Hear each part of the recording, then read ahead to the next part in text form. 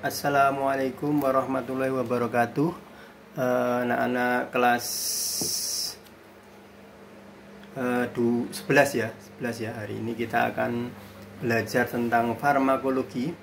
Pada materi hari ini yaitu tentang penggolongan obat ya. Penggolongan obat. Jadi obat itu digolongkan, tapi berdasarkan apanya nanti berbeda-beda. Yang pertama, penggolongan obat secara terapeutis ya, Penggolongan obat secara terapeutis itu dibagi menjadi 3. Yang pertama yaitu obat farmakodinamis. Obat farmakodinamis yaitu obat yang berfungsi untuk mempercepat atau memperlambat proses fisiologi tubuh. Pertama. Yang kedua yaitu kemoterapeutik ya.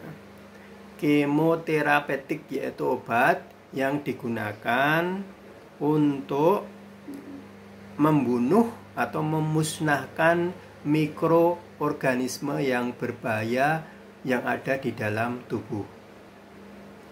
Yang ketiga yaitu obat diagnostik, yaitu obat yang dikonsumsi untuk mendiagnosis suatu penyakit.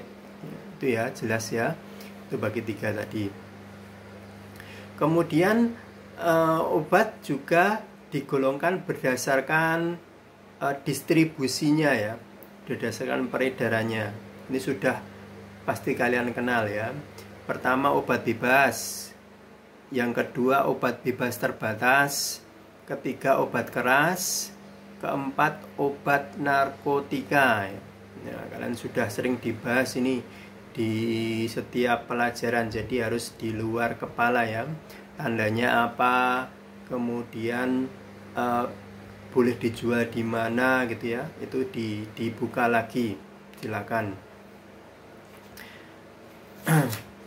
Kemudian selanjutnya penggolongan obat dari asal obat diperoleh. Asal obat diperoleh. Yang pertama dari tumbuhan, yang kedua dari hewan, yang ketiga dari mineral, yang keempat dari mikroorganisme, yang kelima dari sintesis ya. Ini kalau dari tumbuhan, hewan kan sudah paham ya. Dari mineral itu di alam kita itu ada semacam mineral seperti kalsium, kalium gitu ya, termasuk mineral yang ada di alam. Kemudian sintesa itu buatan, jadi dibuat di dalam lab, jadi dengan proses kimiawi ya, ini tidak alami ya, kebanyakan obat sekarang itu berupa sintesa ya. Oke, lanjutnya lagi ada jenis-jenis obat lagi ya. Jenis-jenis obat lagi ini berdasarkan macam penggolongannya, kegunaannya, macam penggolongan dan kegunaannya.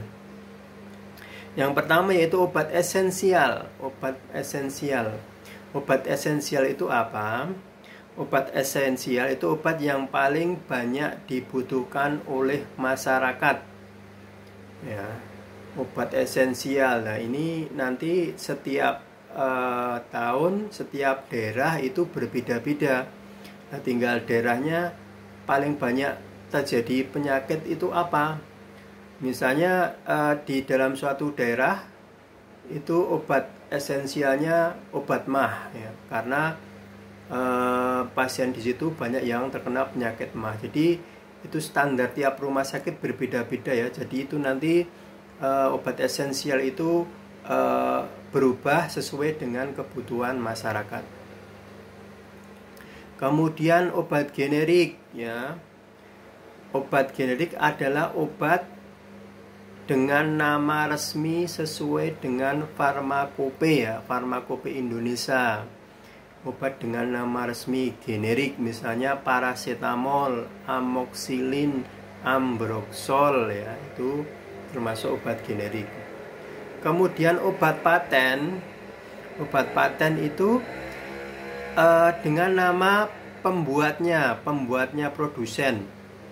Ya, misalnya kalian besok karena sukses ya bisa membuat pabrik obat, kemudian kalian membuat paracetamol. Nah, paracetamol itu kan generik.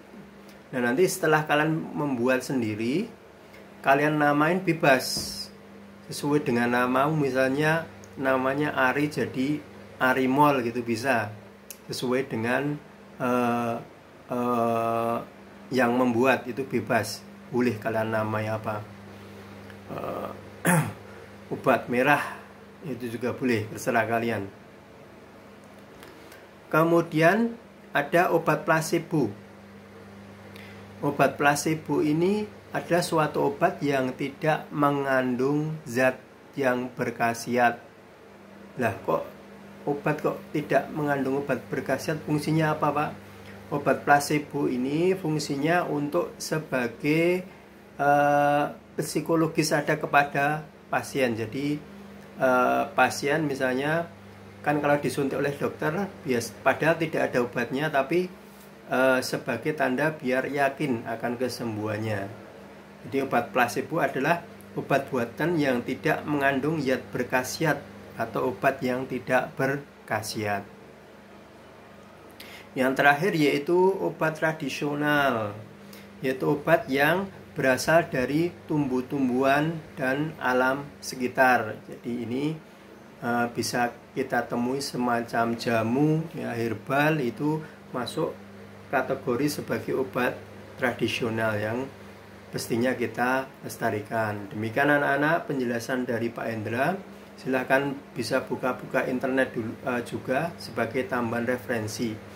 Dan silakan juga dikerjakan tugas di Google Class. Akhirul kalam, wassalamualaikum warahmatullahi wabarakatuh.